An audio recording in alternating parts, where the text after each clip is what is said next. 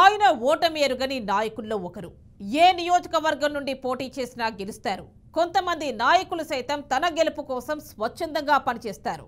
అభివృద్ధి కాముకుడిగా, సౌమ్యుడిగా పేరు తెచ్చుకున్నారు. అయితే గతంలో 2 సార్లు మంత్రిగా పనిచేసిన సీనియర్ నేతగా ఉన్నప్పటికీ ఈసారి చంద్రబాబు మంత్రివర్గంలో చివరి ఛాన్స్ కూడా మిస్ అయింది.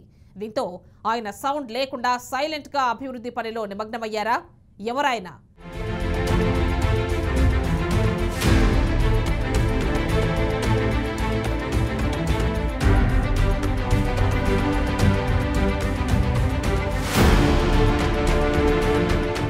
ఓసారి ఒక నియోజకవర్గం నుంచి పోటీ చేస్తే మళ్లీ అదే నియోజకవర్గం నుంచి పోటీ చేయరు అనే అపవాదు 2024 వరకు ఉండేది. కానీ ఈసారి ఆ అపవాదును చెరుపుకునే ప్రయత్నం చేశారు. 1999 నుండి 2024 వరకు ఓసారి ఎంపీగాను, 5 సార్లు ఎమ్మెల్యేగాను ఓటమి ఎరుకని నాయకునిగా పేరు పొందారు. 1999లో తెలుగుదేశం పార్టీ తరపున అనకాపల్లి నుండి ఎంపీగా గెలిచిన ఆయన 2004లో తెలుగుదేశం పార్టీ టికెట్పై చోడవరం ఎమ్మెల్యేగా ఎన్నికయ్యారు. 2009లో ప్రజారాజ్యం పార్టీలో చేరి ఆ పార్టీ తరపున అనకాపల్లి ఎమ్మెల్యేగా విజయం సాధించారు. మళ్లీ టీడీపీలో చేరి ఆ పార్టీ తరపున 2014లో భీమిలి అసెంబ్లీ నుండి 2019లో విశాఖపట్నం నార్త్ నుండి ఎమ్మెల్యేగా ఎన్నికయ్యారు. 2024లోనూ టీడీపీ నుంచి ఎమ్మెల్యేగా విజయం సాధించి భీమిలి నియోజకవర్గానికి రెండోసారి ప్రాతినిధ్యం వహిస్తున్నారు. ఆయనెవరో ఈ పాటికి మీకు అర్థమయ్యే ఉంటుంది. ఎస్, ఆయనే భీమునిపట్నం భీముడు గంటా శ్రీనివాసరావు.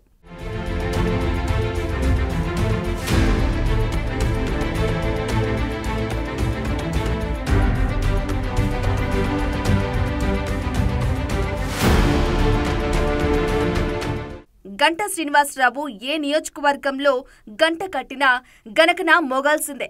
ఎందుకంటే ఆయన ఇప్పటి వరకు పోటీ చేసిన అన్ని నియోజకవర్గాల్లో అన్ని పర్యాయాలు గెలుపొందారు. అయితే మొన్నటిదాకా ఓసారి పోటీ చేసిన నియోజకవర్గంలో మళ్లీ పోటీ చెయ్యరనే అపవాదు ఉండే. కానీ ఈసారి ఆ అపవాదు చెరిపేసుకున్నారు. ప్రతి ఎన్నికల్లోనూ నియోజకవర్గాన్ని మార్చేశారు. కానీ ఈసారి మాత్రం భీమిలిపట్నం నుంచే రెండోసారి పోటీ చేసి గంట మోగించారు. అయితే గెలిచిన తరువాత ఆయా నియోజకవర్గాలకు అందుబాటులో ఉండరనే అపవాదు మూటగట్టుకున్నారు. ఇదిలా ఉంటే రాష్ట్రంలో పోటీ చేసిన ప్రతిసారి గెలిచింది ముగ్గురు సీనియర్ నాయకులు ఉన్నారు. టీడీపీ నుండి చంద్రబాబు నాయుడు, వైసీపీ నుండి పెద్దిరెడ్డి రామచంద్రారెడ్డి, కాగా మూడో వ్యక్తి ఉమ్మడి విశాఖ జిల్లా నుండి గంటా శ్రీనివాసరావు మాత్రమే ఉండడం విశేషం. గంటా శ్రీనివాసరావు గారికి పైనుంచి ఇప్పుడు ఉన్నటువంటి పరిస్థితుల్లో పై ప్రభుత్వంలో ఉన్నటువంటి వారి పెద్దలంతా ఈయనకి మంచి సానుకూలమైనటువంటి ఉన్నారు కనుక ఈ సమస్యల మీద ఈయన స్పందిస్తున్నారని చెప్పి మేము చెప్పగలుగుతున్నాం. అయితే గంటా శ్రీనివాసరావు 2 సార్లు మంత్రిగా పనిచేశారు. ఉమ్మడి ఆంధ్రప్రదేశ్లో నల్లారి కిరణ్ కుమార్ రెడ్డి ముఖ్యమంత్రిగా ఉన్న సమయంలో ప్రభుత్వ మౌలిక సదుపాయాల శాఖ మంత్రిగా 2012 నుండి 2014 వరకు పనిచేశారు. అనంతరం 2014 నుంచి 2019 వరకు చంద్రబాబు కేబినెట్లో విద్యాశాఖ మంత్రిగా బాధ్యతలు నిర్వర్తించారు.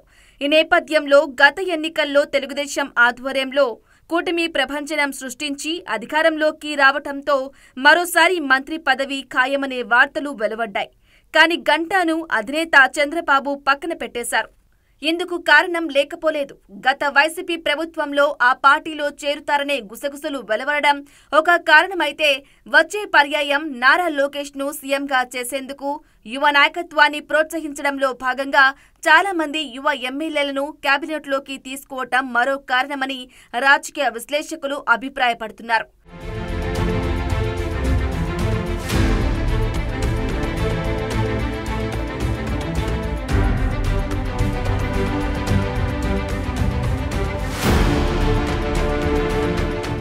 గంటా శ్రీనివాసరావు ఏం చేసినా సక్సెస్ మంత్రం ఆయన సొంతం.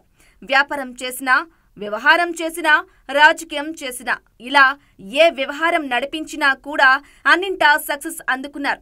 అలా సక్సెస్ అందడం, ఆయన వెంట ఉండడం వల్ల ఆయన ఏ సెగ్మెంట్లో పోటీ చేసినా విజయం సాధిస్తారనే టాక్ ఉంది. అంతేకాదు 2 తెలుగు రాష్ట్రాల్లో కూడా ఆయనకి రాజకీయ నాయకులతో పాటు మంచి రిలేషన్స్ ఉన్నాయి. సినిమా ప్రముఖులతోనూ మంచి పరిచయాలు ఉన్నాయి. ఈ నేపథ్యంలోనే 2 ప్రముఖులతో వియ్యం పొందారు. ఒకరు ప్రస్తుత మంత్రి నారాయణ కాగా మరొకరు భీమవరం జనసేన ఎమ్మెల్యే ఆంజనేయులు.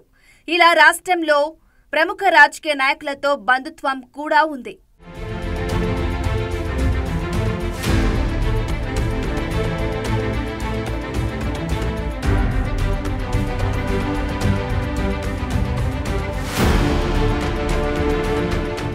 ఇక గంటా శ్రీనివాసరావుకు పార్టీ నాయకులతో మమేకమై అందరినీ కలుపుకుపోయే మనస్తత్వం ఉంది. మరోవైపు గంటాకు వివాదరహితుడిగా పేరుంది. విశాఖ జిల్లాలో సీనియర్ నాయకుడిగా ఉన్న ఆయన క్యాడర్ని బలోపేతం చేయటంలో క్రియాశీలకంగా వ్యవహరిస్తారు. అందుకే కొంతమంది నాయకులు స్వచ్ఛందంగా పనిచేసి ఎన్నికలలో ప్రత్యర్థి పార్టీలను ఓడించి గంటాను గెలిపించే బాధ్యతను భుజస్కంధాలపై వేసుకుంటారు.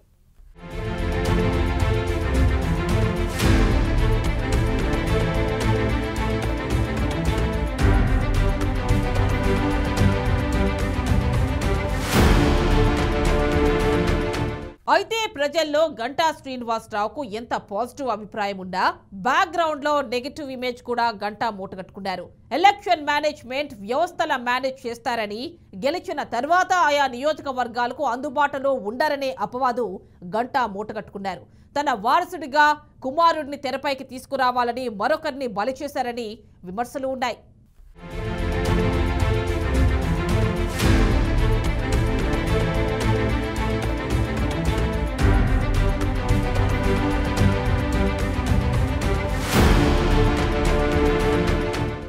అయితే ప్రజల్లో గంటా శ్రీనివాసరావుకు ఎంత పాజిటివ్ అభిప్రాయం ఉన్నా బ్యాక్గ్రౌండ్ లో నెగటివ్ ఇమేజ్ కూడా గంటా మూటగట్టుకున్నారు.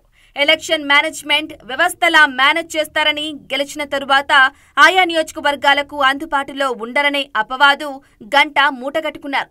తన వారసుడిగా కుమారుడిని తెరపైకి తీసుకురావాలని మరొకరిని బలి చేశారని విమర్శలు ఉన్నాయి. స్టీల్ ప్లాంట్ ప్రైవేటీకరణ ఆపాలని, స్టీల్ ప్లాంట్ ప్రైవేటీకరణ చెయ్యము అని ఎలక్షన్ ముందు చెప్పినటువంటి ఈ ప్రభుత్వం ఏదైతే కూటమి ప్రభుత్వం ఉందో ఇప్పుడు స్టీల్ ప్లాంట్ ప్రైవేటీకరణ ఆపకుండా డైరెక్ట్గా అనౌన్స్ చేయకుండా కొంత తారతత్వం గడుపుతుంది.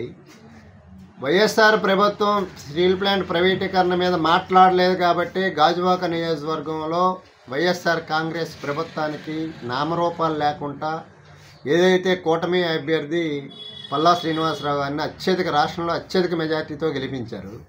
ఇప్పుడు శ్రీనివాస్ గారు కూడా స్టీల్ ప్లాంట్ ప్రైవేటీకరణ ఆపకపోతే మాత్రం ఈయన ఏదైతే ఆయనకి జరిగినటువంటి మేలు ఏదైతే ఉందో అది కంపల్సరిగా భిన్నంగా జరుగుద్ది అనేది ప్రజలు ఆలోచనలో ఉన్నారు. కాబట్టి స్టీల్ ప్లాంట్ ప్రైవేటీకరణ వెంటనే ఆపాలి. స్టీల్ ప్లాంట్ ప్రైవేటీకరణ ఆపితే తద్వారా విశాఖ జిల్లా అభివృద్ధి అనేది ఇంకా సాధ్యం అవుతుంది, ఇంకా మెరుగుపడుతుంది అనేది మా భావన. గంటా శ్రీనివాసరావుకు పాజిటివ్ తో పాటు బ్యాక్గ్రౌండ్ లో నెగటివ్ ఇమేజ్ కూడా గంటా మూటగట్టుకున్నారనే విమర్శలు ఉన్నాయి. ఎలక్షన్ మేనేజ్మెంట్ చేసి ఎన్నికల్లో గెలుస్తారనే ఆరోపణలు ఉన్నాయి. వ్యవస్థల మేనేజ్ చేసే ఘనపాటి అని కూడా ప్రత్యర్థులు ఆరోపిస్తుంటారు. ప్రస్తుతం తన రాజకీయ వారసుడిగా కుమారుడు రవితేజను రంగంలోకి తేవటానికి గట్టిగానే కృషి చేస్తున్నారనే గుసగుసలు వినిపిస్తున్నాయి. అయితే తన కుమారుడు గంటా రవితేజ కోసం మేనల్లుడైన సిహెచ్ విజయబాబును నియోజకవర్గానికి దూరం చేశారనే విమర్శలు ఉన్నాయి.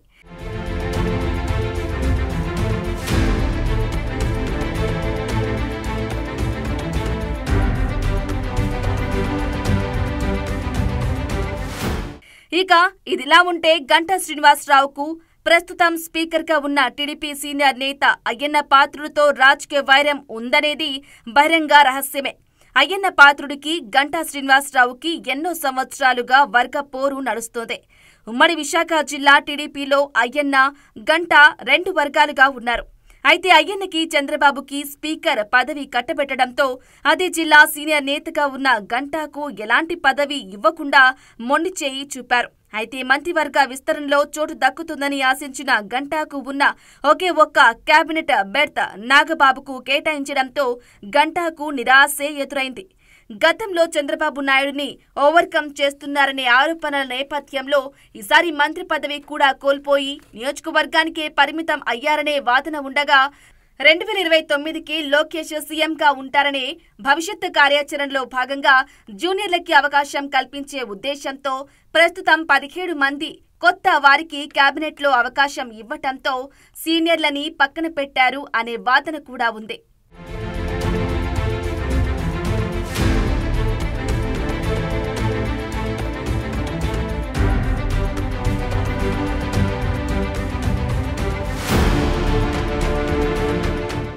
ఏది ఏమైనా ఈసారి కూడా చంద్రబాబు మంత్రివర్గంలో చోటు దక్కుతుందని ఎన్నో ఆశలు పెట్టుకున్న గంటా శ్రీనివాసరావుకు ఉన్న ఒక్క బెర్త్ కూడా నాగబాబుకు కేటాయించారు. దీంతో గంటా శ్రీనివాసరావుకు తీవ్ర నిరాశ ఎదురవటంతో నియోజకవర్గానికే పరిమితమై సైలెంట్ గా పలు అభివృద్ధి పనుల్లో నిమగ్నమయ్యారని మంత్రివర్గంలో ఈసారి గంట మోగే అవకాశం లేదనే టాక్ వినిపిస్తోంది.